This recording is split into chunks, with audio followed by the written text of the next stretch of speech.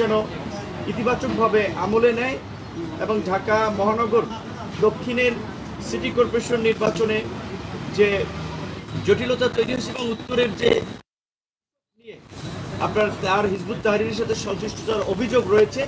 এই বিষয়গুলোতে আমরা ব্যবস্থা নেওয়ার জন্য জানিয়েছি। এবং আপনারা লক্ষ্য করছেন যে এই সময় বিশেষ করে আমাদের দেশপ্রেমিক সামরিক বাহিনীর বিরুদ্ধে নানা ধরনের নিষেধাজ্ঞার বিদ্বেষ ছড়িয়ে সরকারের সাথে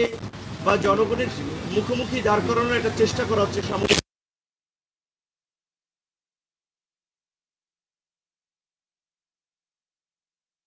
একটা ভালো আন্ডারস্ট্যান্ডিং থাকে, একই সাথে রাজনৈতিক দলগুলোর সাথে যে দূরত্ব তৈরি হয়েছে,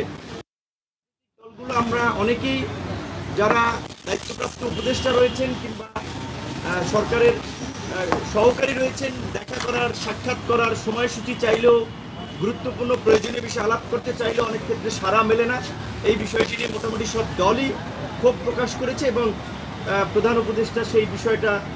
আপনার গুরুত্ব দিয়েছেন যে যোগাযোগটা আগের চেয়ে আরও যেন আপনার ঘন ঘন হয় এবং বিশেষ করে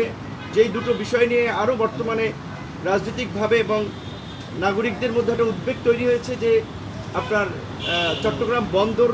বন্দরের যে নিউমেরিং টার্মিনাল বিদেশিদের হাতে দেওয়া এবং করিডোর, আমরা বর্তমান পরিস্থিতিতে সরকারকে এ বিষয়ে আপাতত সিদ্ধান্ত না নেওয়ার জন্য আমরা আহ্বান জানিয়েছি। এবং একই সাথে নির্বাচনের যে রোডম্যাপ বা ডেটটা সরকার যেটা বলেছে ডিসেম্বর থেকে আপনার জুন, এটি একটি অস্পষ্ট সময়, কারণ এর মধ্যে রোজা আসবে, কুরবানি আসবে, ঈদ আসবে, ইজতেমা পড়বে। সেই কারণে আমরা বলেছি অন্তত প্রধান উপদেষ্টা যেন একটা সুনির্দিষ্ট মাসের কথা বলেন যে এই মাসে সম্ভাব্য নির্বাচনটা হতে পারে এবং নির্বাচন এবং সংস্কার বিচার ডক্টর মোহাম্মদ ইউনূসের নেতৃত্বে অন্তর্বর্তীকালীন সরকারি করুক, আমরা সেটা চাই। সেক্ষেত্রে সরকার অভ্যন্তরীণভাবে কিংবা যে বাহ্যিকভাবে যে চাপগুলো কিংবা নানান ধরনের ষড়যন্ত্র তারা অনুভব করছে বা করবে, সেই ক্ষেত্রে আমরা পরিপূর্ণ তাকে সহযোগিতা করব। আমাদের পক্ষ থেকে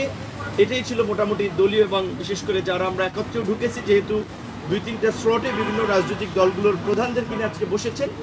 এটাই ছিল মোটা দাগে আজকের এই আলোচনার বিষয়বস্তু।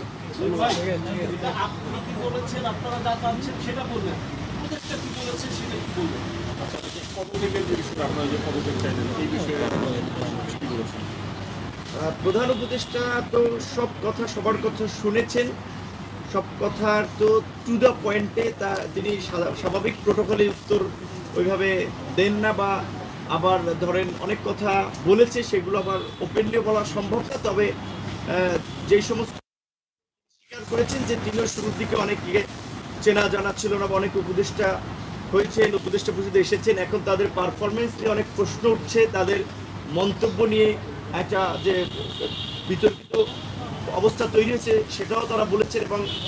যেহেতু পাশাপাশি অনেকেই বলেছিল উপদেষ্টা পরিষদের পুনর্গঠনের বিষয়টাও আলোচনা হয়েছে এবং সেখানে দলের পরামর্শ নিয়ে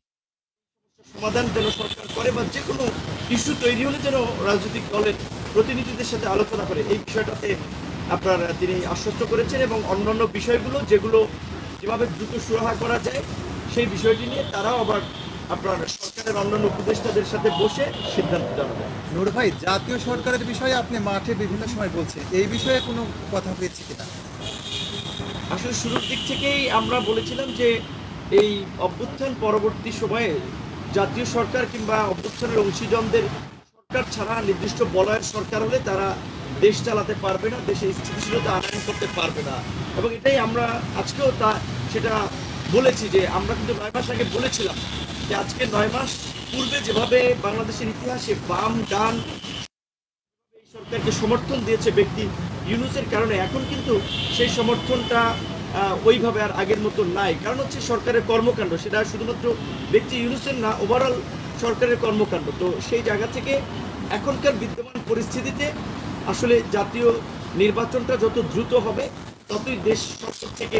উত্তরণের একটা পথ খুঁজে পাবে এবং সেটাই আমাদের সকলের জন্য স্বস্তির হবে, যে কারণে আমরা নতুন কোনো বিষয়ে এই মুহূর্তে আলোচনা